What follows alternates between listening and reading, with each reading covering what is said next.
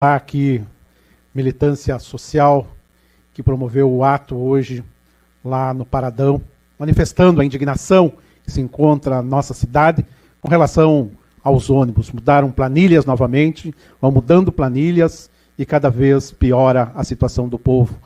Hoje eu vi relatos que eu fiquei impressionado, pessoas que vêm da Boa Saúde até o bairro Primavera a pé, se encontram com outras pessoas que trabalham na mesma empresa, vêm até o centro a pé, pegam um ônibus e vão até o Jardim Mauá, e depois do Jardim Mauá caminham até a Vila Cuntes para poder chegar em casa. Esse é um absurdo. Esse é um absurdo que a prefeita responsável e essa empresa, né, que venceu a tal licitação, colocaram para o povo da nossa cidade. Como se isso não bastasse, crianças ligando para os pais hoje meio-dia apavoradas. Que não sabiam o que fazer porque o ônibus escolar não tinha vindo.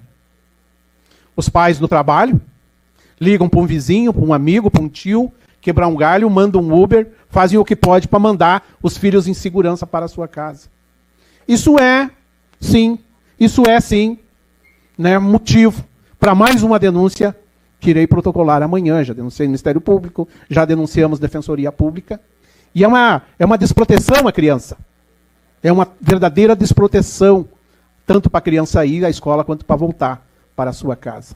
Então, esse absurdo, hoje os sindicatos, movimento estudantil, né, militantes sociais, partidos, estiveram lá, ao NH, sindicatos sapateiros, sapateiras, Sintratel, outros sindicatos também estiveram lá, presentes, manifestando a indignação que está o povo dessa cidade com relação a essa situação desse transporte, que elimina simplesmente linhas como a do Parque, lá no Boa Saúde, a linha do Parque, como a linha Rondônia até o Hospital Regina, como o Casca, Hamburgo Velho, que também trazia trabalhadores para o Regina. Hoje, as pessoas ou vêm a pé ou pagam o transporte por aplicativo. Só que todo dia o transporte por aplicativo é uma alternativa, só que não há auxílio transporte aplicativo. O auxílio que há é o auxílio transporte, mas não tem. São ônibus que estão, inclusive, quebrando bastante no meio do caminho. Os trabalhadores sobrecarregados pela pressão que estão recebendo da população, que não são, os motoristas não são os responsáveis por essas situações. São tão vítimas dessa situação quanto os usuários dos ônibus. Então está no limite, está no limite, não tem mais explicação. Agora é a CPI cumprir com o seu papel. Amanhã, 13 horas, tem convocação. Depois tem outras convocação da empresa. E aí sim, dá encaminhamentos, produzir o relatório responsabilizando. Inclusive estou provocando a Defensoria Pública para entrar com uma ação civil pública para cobrir os prejuízos dos trabalhadores. É inadmissível que uma pessoa que ganhe 2.500 por mês tenha os descontos já da legislação trabalhista prevista e pague mais R$500 em um mês para chegar no seu trabalho. Pessoas que estão desorientadas, a gente chega no Paradão, as pessoas estão desorientadas, as pessoas estão nervosas, porque não sabem que horas vão conseguir chegar em casa, até que trecho conseguirão ir com esses ônibus que estão circulando em alguns horários na nossa cidade. Então, tolerância zero. Uma das coisas que quero relatar aqui também, e que já relatei lá no ato, é que as mesmas cidades lá em Santa Catarina enfrentam a mesma situação que nós estamos enfrentando aqui em Novo Hamburgo. Só que aqui não vai ter. Aqui não vai passar. Aqui não vai passar. Não tem tolerância mais. Acabou a tolerância. Respeito e dignidade é que o povo merece. E o que o povo está chamando é a dona Fátima lá no Paradão para conversar com o pessoal. Assim como os moradores do Santo Afonso, do Canudos, dos bairros atingidos pela enchente, querem saber quando que ela vai finalizar esse recolhimento dos resíduos, que precisam ser feitos para dar condição para o povo voltar para casa. Porque já, inclusive, andam criando um ambiente dentro dos abrigos de fechamento. O abrigo do bairro Primavera tem uma liminar garantindo mais 15 dias de permanência. Tem uma liminar garantindo mais tempo de permanência. O pessoal da FENAC quer voltar embora, mas a quantidade de lixo e resíduos da enchente não dá condição deles irem para casa. É insustentável, não tem condições de saúde, é insalubre estar exposta a toda essa lixeira que está virada às nossas vilas. E nesse ritmo que está sendo recolhido vai tempo. Vai muito tempo. E parece que nós somos uma cidade que não teve um superávit agora de arrecadação. Eu falei nessa tribuna aqui, a semana passada, os resultados apresentados aqui na última prestação de contas do quadrimestre. Teve 7% de elevação na receita do município.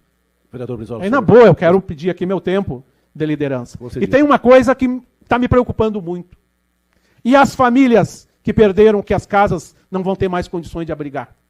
Outras cidades já estão criando alternativas a isso. Outras cidades já anunciaram, os prefeitos já anunciaram, né, que já construíram módulos de abrigamento, né, sem tempo, né, em tempo indeterminado dessas pessoas, né, porque não vai ter condições de voltar tão cedo para as casas. Então são quartos, são cozinhas coletivas, né, são, né, áreas de banho, de necessidades, espaços coletivos que precisam ser mantidos para abrigar essas famílias, porque, vereador Kohler, vai começar a ter ocupação, sim. As pessoas vão ocupar, elas não vão ter abrigo, elas não vão ter casas. Para onde elas vão?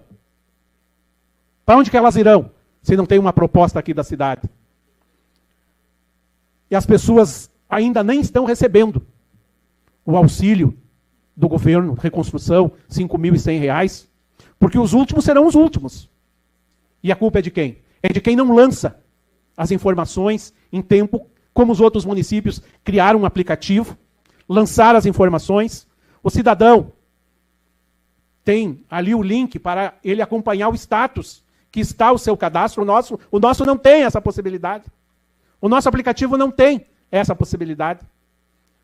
E as pessoas estão ansiosas, estão voltando algumas para suas casas e querem remobiliar, né? Querem recompor, né, ali seu conforto mínimo dentro das suas casas.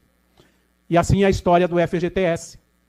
Né? Assim é a história do FGTS. Enquanto todas as cidades encaminharam junto à Caixa Federal para que o FGTS fosse para toda a cidade, porque as famílias moram numa área que não foi atingida, mas tem filhos morando numa área atingida, e isso poderia o pai sacar o dinheiro e passar para o filho, ajudar o filho a recompor a sua vida, a reconstruir a sua vida.